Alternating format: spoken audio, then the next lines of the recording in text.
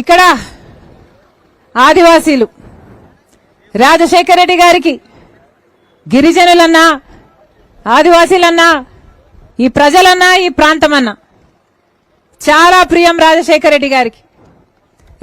రెడ్డి గారికి గుండెల దగ్గర ఉండే వర్గం గిరిజన ఆదివాసీలు. ఎంతగానో ఆలోచన చేసేవాడు రాజశేఖర రెడ్డి గారు. అట్టడుగున ఉన్న వర్గమని, ఎంతో చేయాలని, ఎంత చేసినా తక్కువే అని రాజశేఖర రెడ్డి గారు మనసు పెట్టి చేశారు. ఏం చేసినా ఆదివాసీలకు. ఈ ప్రాంతంలోనే రాజశేఖర రెడ్డి గారు పాఠశాల కట్టారు, డిగ్రీ కాలేజ్, ఇంటర్ కాలేజ్, 100 పడకల ఆసుపత్రి, ఇవన్నీ రాజశేఖర రెడ్డి గారు చేసినాయి. దారిలో వస్తుండగా రఘువీరారెడ్డి అంకుల్ గారు చెప్తున్నారు, అమ్మా 20 లక్షల ఎకరాలకు గిరిజన ఆదివాసీలకు, ఎస్సీలకు ఏం కావాలి తల్లి? 20 లక్షల ఎకరాలకు భూమి మీద హక్కు కల్పించడమే కాకుండా ఆ భూమి మీద పాస్బుక్లు పట్టాలు వాళ్ళకిచ్చి వాళ్ళకు లోన్లు వచ్చేటట్టు చేసి మళ్ళా ఇన్పుట్ సబ్సిడీ వచ్చేటట్టు చేసి వాళ్ళకు అన్ని ఈ ప్రజలకు మేలు జరగాలి అని ఎన్నో నిధులు తెప్పించి ఈ ప్రజల కోసం ఖర్చు చేశారు. రాజశేఖర రెడ్డి గారు వెనకబడిన ప్రాంతాల కింద 3,000 కోట్ల రూపాయలు ఆ రోజుల్లోనే గిరిజనుల కోసం తెప్పించి మరీ ఖర్చు పెట్టారు. అసలు రాజశేఖర రెడ్డి గారు ఉన్నప్పుడు ఎస్సీ ఎస్టీ సబ్ ప్లాన్ అంటే ఎంత విలువ ఉండేది, ఎంత విలువనిచ్చాడు రాజశేఖర రెడ్డి గారు. ఎస్సీ ఎస్టీ సబ్ ప్లాన్ అంటే రాజశేఖర రెడ్డి గారు కేటాయించిన ప్రతి పైసా, ఎస్సీ ఎస్టీ సబ్ ప్లాన్ కు కేటాయించిన ప్రతి పైసాను రాజశేఖర రెడ్డి గారు వాళ్ళ కోసమే ఖర్చు పెట్టారు, గిరిజనుల కోసం ఖర్చు పెట్టారు. రాజశేఖర రెడ్డి గారు మనసు పెట్టి చిత్తశుద్ధితో అంత చేశారు కాబట్టి ఈ రోజు వరకు కూడా ఇంతమంది గుండెల్లో రాజశేఖర రెడ్డి గారు ఉన్నారు. ఈ రోజు వరకు కూడా అమ్మా మా గ్రామాలలో రాజశేఖర రెడ్డి గారు వేసిన రోడ్లే తల్లి. మా గ్రామాల గురించి మళ్ళీ ఎవరూ ఆలోచన చేయలేదు. ఆ రోజుల్లో కట్టిన రాజశేఖర రెడ్డి గారు కట్టిన ఇల్లులే అమ్మా. ఆ తర్వాత మళ్ళీ ఎవరు మాకు ఇల్లు లేదు, మాకు రోడ్లు వేయలేదు. ఈ రోజు వరకు కూడా రోడ్లన్నీ చెడిపోయి అసలు మా గర్భిణీ స్త్రీలకు కూడా ప్రయాణం చేయడానికి ఎంతో కష్టం అవుతుంది ఈ రోడ్లలో అని వాపోతున్నారు. అంటే మరి ప్రభుత్వాలు ఉన్నట్ట, లేకపోతే లేనట్ట, లేకపోతే చచ్చిపోయినట్ట?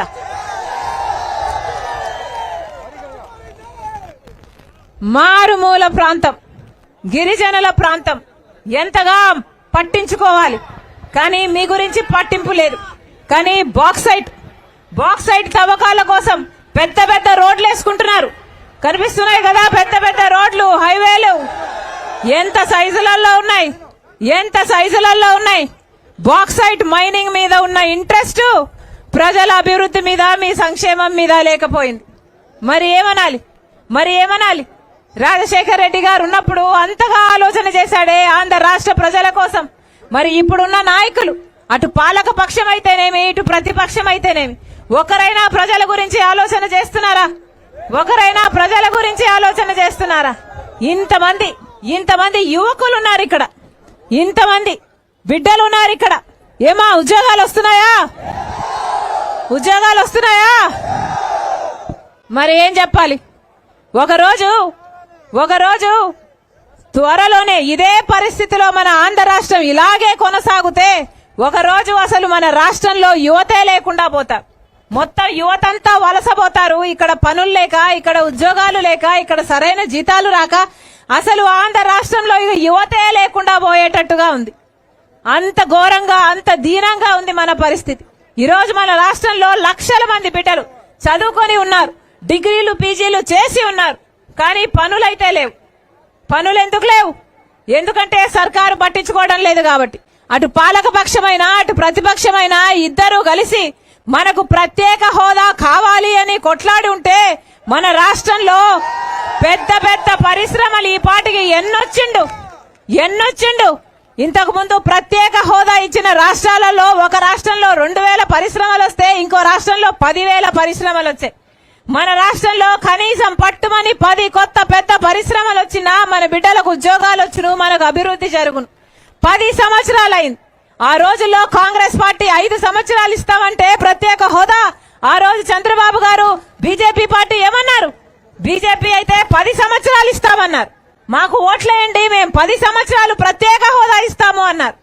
చంద్రబాబు గారు అయితే 10 సంవత్సరాలు సరిపోదు, మాకు 15 సంవత్సరాలు కావాలి అన్నారు. చంద్రబాబు గారు ముఖ్యమంత్రి అయ్యారు, అదే బీజేపీ పార్టీతో పొత్తు పెట్టుకున్నారు. వాళ్ళ మంత్రివర్గంలోనే ఎంతో మందిని మంత్రులను చేసుకున్నాడు తప్పితే ప్రత్యేక హోదా గురించి మళ్ళీ ఒక్కసారి కూడా మాట్లాడలేదు చంద్రబాబు గారు. ఆ రోజుల్లో జగనన్న గారు ప్రతిపక్ష పార్టీ నాయకుడు, ప్రతిపక్ష నాయకుడిగా జగనన్న గారు ఎన్నో దీక్షలు చేశారు, నిరాహార దీక్షలు చేశారు, ప్రత్యేక హోదా కోసం కొట్లాడాడు. ఆ రోజుల్లో మూకుమ్మడిగా రాజీనామాలు చేద్దాము, ప్రత్యేక హోదా ఎందుకు రాదో చూద్దాము అన్నాడు కదా జగనన్న గారు. మరి ముఖ్యమంత్రి అయ్యారు. ముఖ్యమంత్రి అయ్యాక మరి జగనన్న గారైనా ఒక్క నిజమైన ఉద్యమం ఎందుకు చేయలేదు ప్రత్యేక హోదా కోసం? ప్రత్యేక హోదా కోసం ఒక్క నిజమైన ఉద్యమమైనా ఎందుకు చేయలేదు? ఇప్పుడున్నారు కదా మన రాష్ట్రంలో 25 మంది ఎంపీలు ఉన్నారు. 25 మంది ఎంపీలు ఉన్నారు. ఒక్కరు కూడా బీజేపీ ఎంపీలు లేరు. అందరూ వైసీపీ ఎంపీలు, తెలుగుదేశం పార్టీ ఎంపీలు. ఒక్కరంటే ఒక్కరైనా మళ్ళీ ప్రత్యేక హోదా గురించి ఎంపీలుగా ఉండి కేంద్రంలో మాట్లాడారా? ఎప్పుడైనా కొట్లాడారా? ఇంతమంది 25 మంది ఉన్నారు కదా, మరి ఆ రోజు మూకుమ్మడి రాజీనామాలు చేద్దామన్న వాళ్ళు ఈ రోజు ఎందుకు మూకుమ్మడి రాజీనామాలు చేయడం లేదు? పోనీ మూకుమ్మడి రాజీనామాలు మొత్తం అందరూ చేయకపోతే కనీసం ఈ ప్రాంతం వాళ్ళైనా, ఉత్తరాంధ్రకైనా ఈ ప్రాంతం వాళ్ళైనా చేయాలి కదా. ఎందుకంటే ఉత్తరాంధ్రకి స్పెషల్ ఎకనామిక్ ప్యాకేజ్ కింద డబ్బులు ఇవ్వాల్సింది కేంద్రం.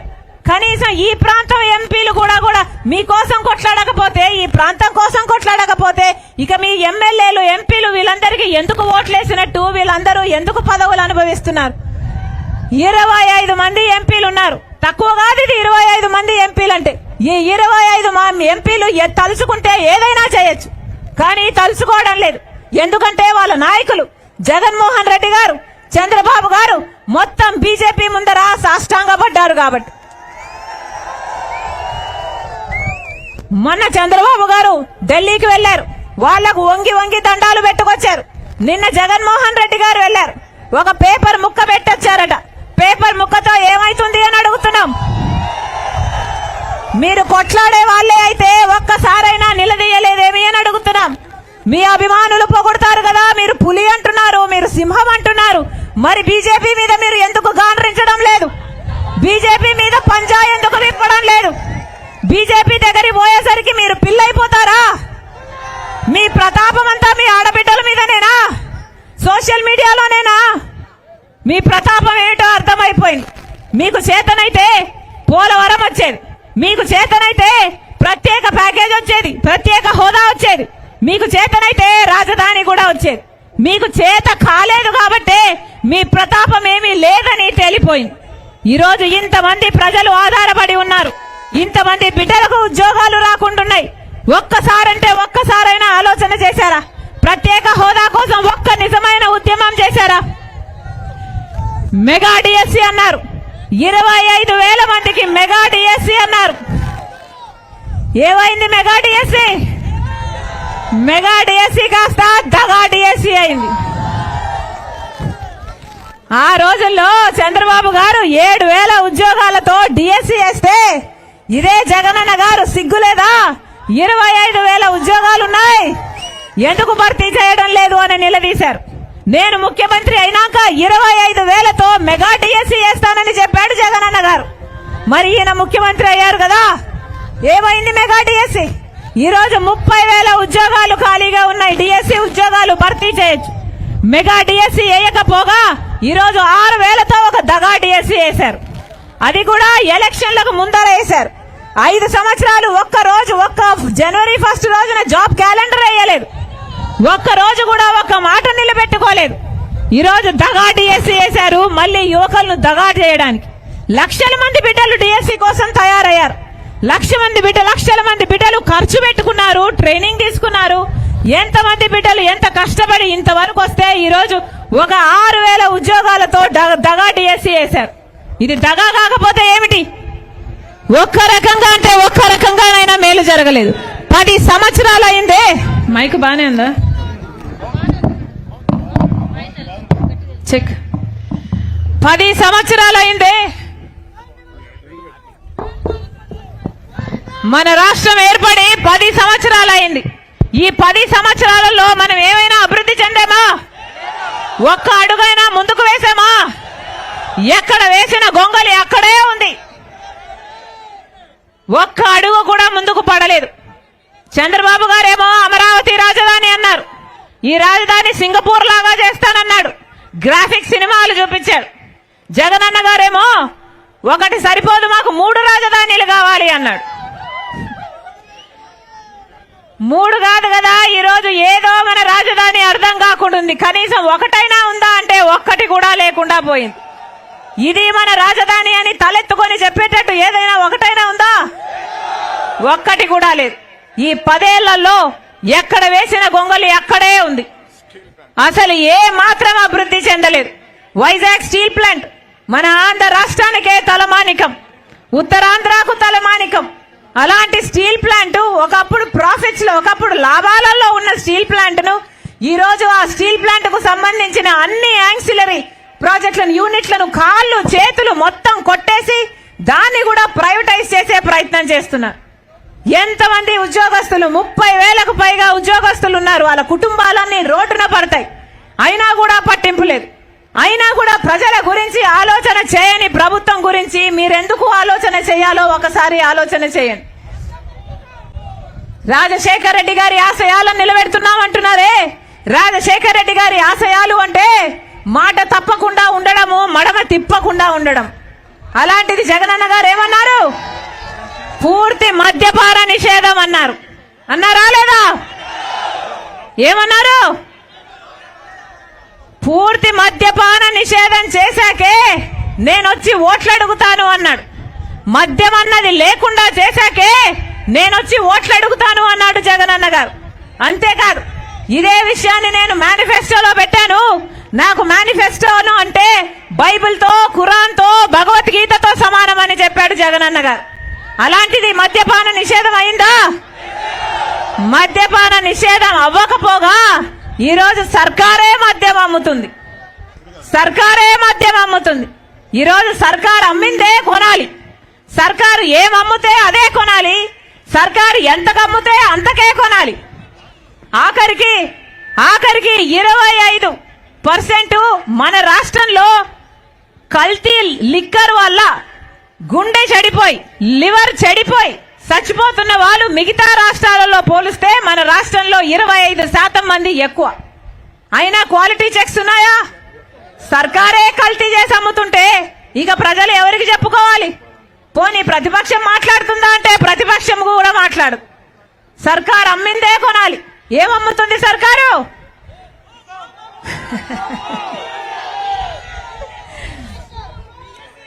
భూమ్ అంట, డిఎస్సి అంట, స్పెషల్ స్టేటస్ అంట, క్యాపిటల్ అంట. మనకు కావాల్సినన్ని మద్యం షాపులోనే ఉన్నాయి. ఏం చెప్పాలి వీళ్ళకు? అది కూడా క్యాష్ మాత్రమే ఇచ్చి కొనాలట. డిజిటల్ పేమెంట్స్ లేవు.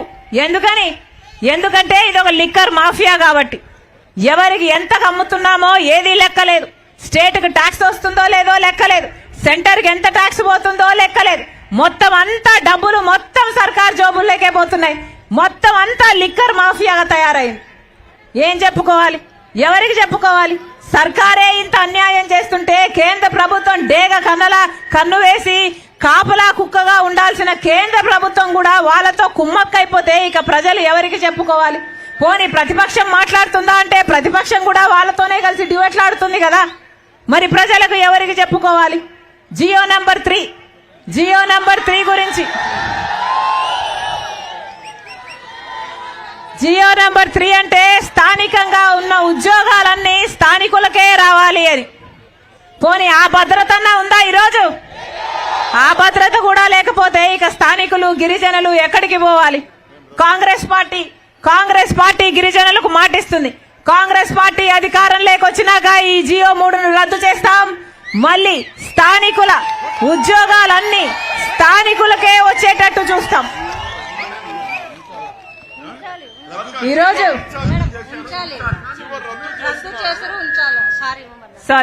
జియో 3ని రద్దు అయ్యింది. ఇప్పుడు సుప్రీంకోర్టు దాన్ని కొట్టివేయడం జరిగింది. కాంగ్రెస్ పార్టీ అవసరమైతే సుప్రీం కోర్టు వరకు కూడా వెళ్లి పోరాటం చేసైనా సరే మళ్ళీ జియో 3ను అమలు చేస్తాం. స్థానికులకు వచ్చే ఉద్యోగాలన్నీ స్థానికులకే వచ్చేటట్టు చూస్తాం.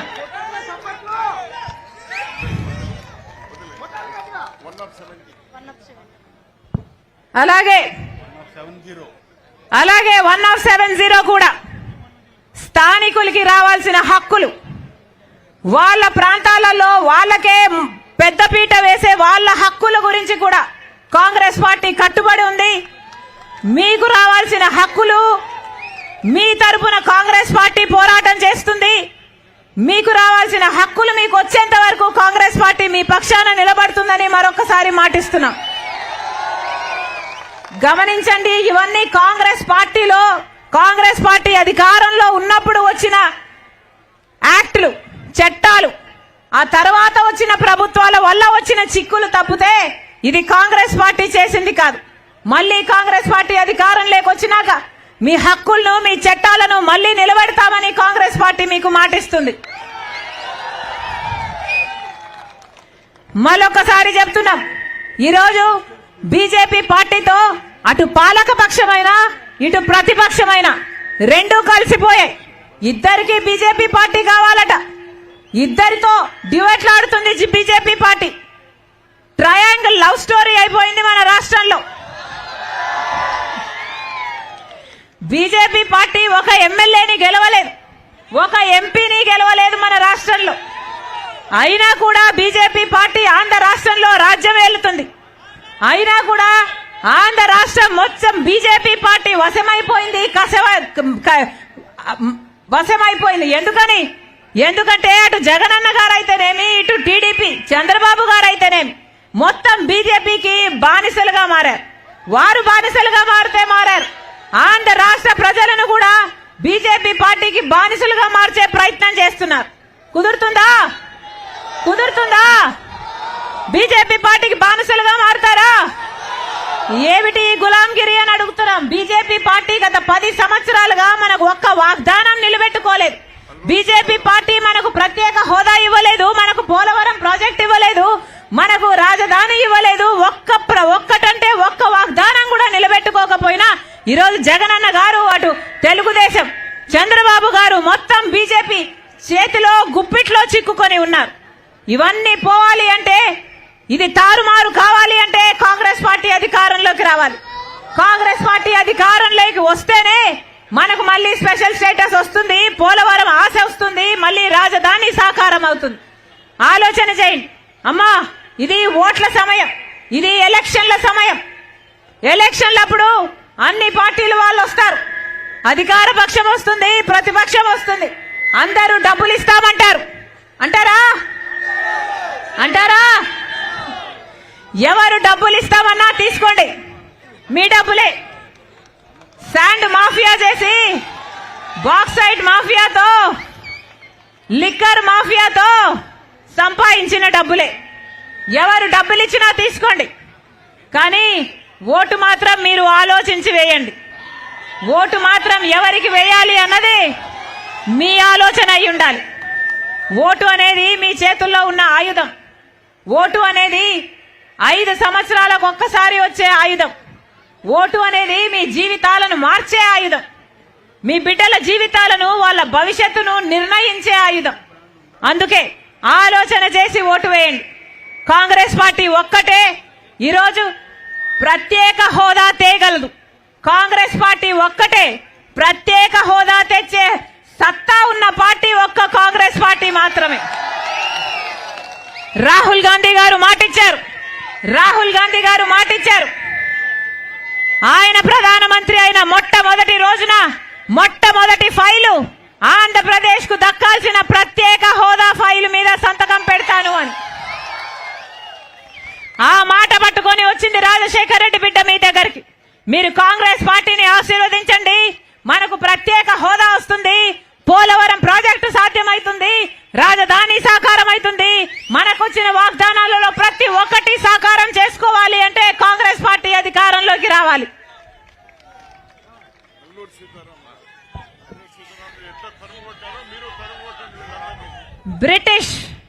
బ్రిటిష్ వాళ్ళను సైతం తరిమి కొట్టిన పౌరుషం అల్లూరి సీతారామరాజు గారిది. మీకు మాకు స్ఫూర్తి. ఆ రక్తం ఉంది మీలో, ఆ రక్తం ప్రవహిస్తుంది మీలో. ఎంత పౌరుషం ఉందో వేరే చెప్పనవసరం లేదు. అప్పుడు బ్రిటిషర్ను ఎలాగైతే తరిమి కొట్టారో ఇప్పుడు నియంత పాలకులను కూడా అలాగే మీరు తరిమి కొట్టాలి. ప్రజల పక్షాన నిలబడని పాలక పక్షం వద్దు, ప్రజల పక్షాన నిలబడని ప్రతిపక్షం కూడా వద్దు. ప్రజల పక్షాన నిలబడే నాయకుల్ని ఎంచుకోండి. కాంగ్రెస్ పార్టీని ఆదరించండి. కాంగ్రెస్ పార్టీలోనే రాజశేఖర రెడ్డి గారు 2 సార్లు ముఖ్యమంత్రి అయ్యారు. కాంగ్రెస్ పార్టీలోనే అంత అద్భుతమైన పథకాలను చేశాడు. కాంగ్రెస్ పార్టీ మీ పార్టీ. కాంగ్రెస్ పార్టీ రాజశేఖర రెడ్డి గారి పార్టీ. కాంగ్రెస్ పార్టీ మన పార్టీ. కాంగ్రెస్ పార్టీ అభయ హస్తం. కాంగ్రెస్ పార్టీ గుర్తు హస్తం. ఇది ఆంధ్ర రాష్ట్ర ప్రజలకు అభయ హస్తం. మరొకసారి మీ అందరూ ఆశీర్వదించండి. కాంగ్రెస్ పార్టీ అధికారంలోకి వస్తే మళ్ళీ రాజశేఖర రెడ్డి గారి సంక్షేమ పాలన మీ గడపకు వస్తుంది.